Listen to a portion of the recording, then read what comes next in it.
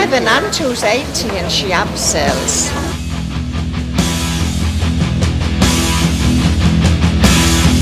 It's crackers, but I mean, if they enjoy it, that's fair enough, you know what I mean?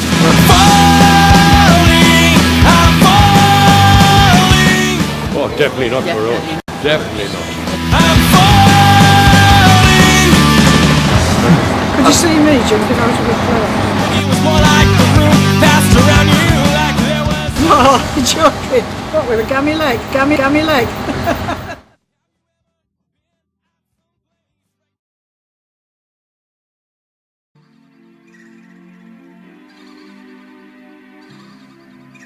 Movies show parachuting as an adrenaline rush of a sport, with people zipping across the skies, but everyone has to start somewhere. We're going to show you what goes into preparing someone for that first jump.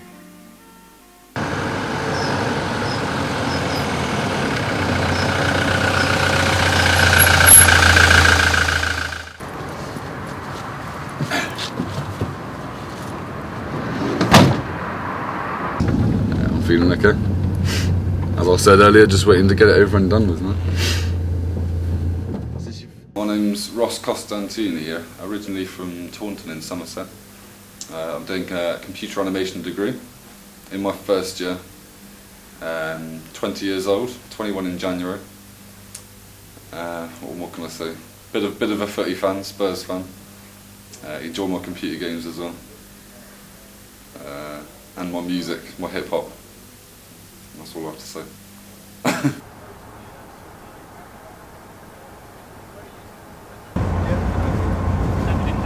No, we don't. What I say to other people who are apprehensive, I say you only live once. Live life for the now, do it. There are always risks and everything, but you've got to take risks if you want to live life.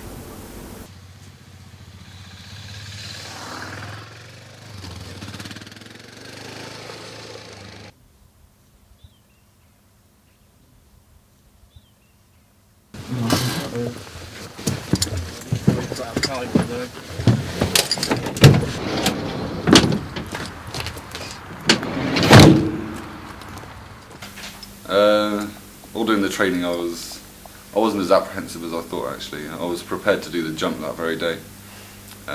So I was just ready to get on with it. They went through everything very thoroughly and clearly. So yeah, I enjoyed the training day actually.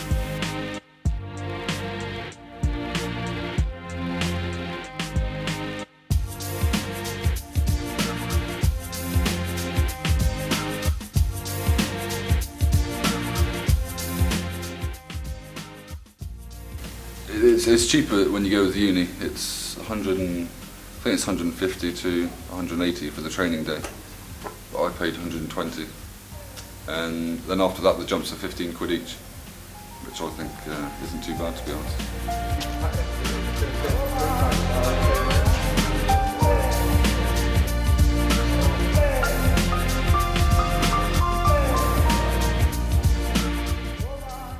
Okay, well, my name's Ian Rosenberg. I'm the Chief Instructor of Peterlee Parachute Centre. I've been parachuting for 26 years now. I've got about 3,000 jumps. What kind of training do people go through? What's the learning curve?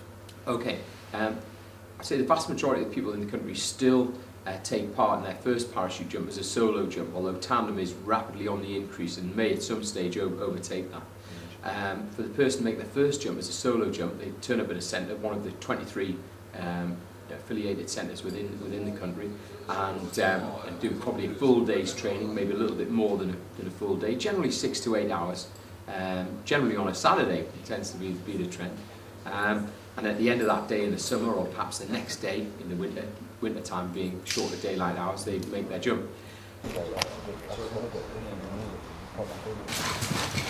Follow the camera. There's about 200,000 people make a jump, or wrong, there's about 200,000 parachutes descents made each year. A lot of them by first timers, but a lot of them as well by people making 200, 300, 400 jumps each per year. Okay, for the first time it would be a full day, a mixture of practical and theoretical training, sometimes in the classroom, sometimes in the training hall, sometimes in suspended harnesses. Once they've made their first jump, they're thoroughly debriefed on that first jump. they're taught to adopt their basic body position. If they didn't adopt that position, that would be corrected. Then they go and make a second jump, make a third jump, a fourth jump. If they start to get the skills right, give them a dummy ripcord handle, so that the dummy ripcord wouldn't actually deploy the parachute. But by pulling the dummy handle, we could see if they could do it, and if they could do it 3 times consecutively, then we could give them a real ripcord to pull, take the static line system away. The parachute would not be automatically deployed. They'd have to leave the aeroplane and pull their own ripcord. On the step.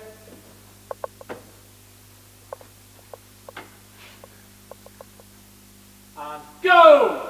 1,000, 2,000, 3,000, 4,000. Check canopy. Go through it slow, get it right in your own mind, as I can appreciate, like for us, as you say, you haven't done a revision since the 2 months that you did your training. So it's going to take a little bit of time just to get it back in there. On the step, hands, foot out, hand out, hand out, foot round the front, looking in, and go! 1,000, 2,000, 3,000, 4,000. Check canopy.